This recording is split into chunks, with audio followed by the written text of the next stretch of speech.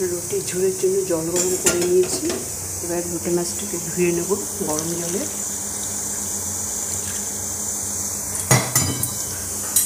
ভালো করে গরম জলে ধুয়ে নিতে হবে।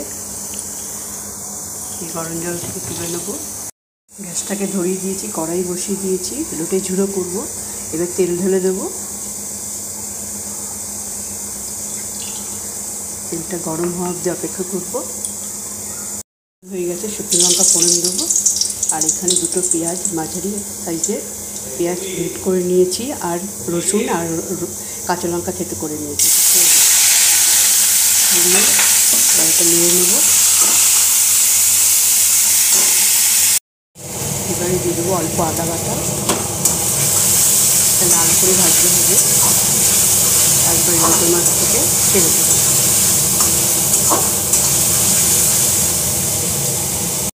পেঁয়াজটা ভাজা হয়ে গেছে, এবার মাছটা ছেড়ে দেবো।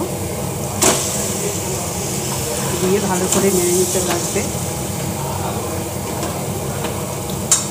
আর এখানে সব 1 চামচ করে আছে হলুদ, জিরে আর লঙ্কার গুঁড়ো। নুনটা একটু পরে দেবো। এবারে দিয়ে দেবো 1 চামচ নুন।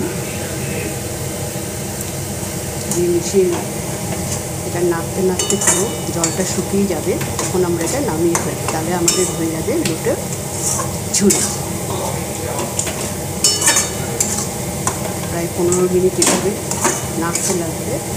ফিরে আসছি 5 মিনিট বাদে। টমেটো সস দিয়ে দিয়েছি, এরকম দিয়ে দেবো।